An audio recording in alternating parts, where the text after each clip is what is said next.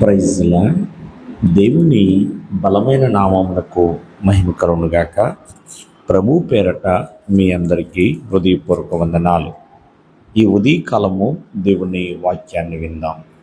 కీర్తనల గ్రంథము 1:3. అతడు నీటి కాలముల యొరన నాటబడినదై ఆకు వాడక తన కాలమందు ఫలమిచ్చు చెట్టు వలె నుండును. ప్రియమైన వాళ్ళారా, అతడు అంటే అక్కడ రాయబడి చూస్తున్నాం.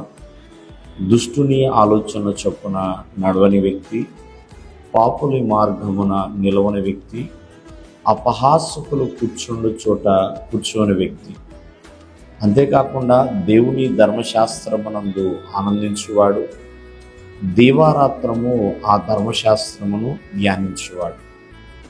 మరి అతను ఎలా ఉంటాడు అంటే నీటి కాలవల యొరన నాటబడిన వాడండి. ప్రియమైన వాళ్ళరా, ఆకు వాడిపోదు, తన కాలమందు ఫలమిచ్చు చెట్టు. ఈ రోజున తన కాలమందు అంటే ప్రతి ఒక్కరు కూడా కాలమును ఎరిగిన వారిగా ఉండాలి. ఇక్కడ నీటి కాలవల యొరన నాటబడిన చెట్టు తన కాలమందు ఫలించే చెట్టుగా ఉంటుందండి.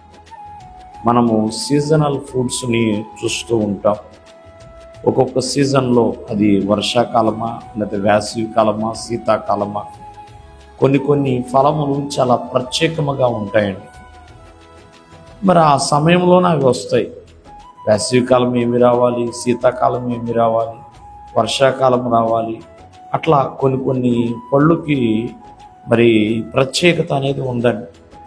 ఈ రోజున ఆత్మీయ జీవితము, మనిషి యొక్క జీవితం ప్రియమైన వల్ల చాలా ప్రాముఖ్యమైనది.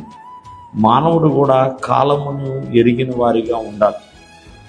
ఈ సృష్టిలో చాలా విలువైంది కాలం అండి. మరి దేవుడు మనందరికీ కూడా ఆ కాలమును అనుగ్రహిస్తున్నాడు. ఆ కాలమును ఎరిగి ముందుకు కొనసాగాలి. దినములు ప్రియమైన వల్ల గడిచిపోతున్నాయి. మరి కాలమును ఎరిగి దేవునిలో ఫలించే వారిగా ఉండాలని దావీదు మరణకాలము సమీపించినప్పుడు కొన్ని విషయాలు తన యొక్క కుమారుడైన సొలొమోనుకు తెలియజేస్తూ ఉంటాడు.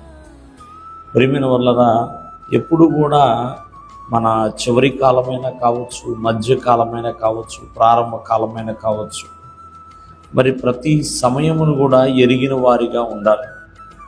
సమయమును సద్వినియోగం చేసుకోండి అని దేవుని యొక్క వాక్యం సెలవిస్తుంది. కావున కాలమును ఎరిగితే ముందుకి కొనసాగలుగుతాం. మరి ఎన్నో ఆ యొక్క ఇన్ టైంలో మనకిచ్చిన దేవుడిచ్చిన సమయము లోపల ఎన్నో విజయాలు సాధించగలుగుతాం. దేవుడు మిమ్మల్ని ఆశీర్వదించును గాక. ఆమేన్.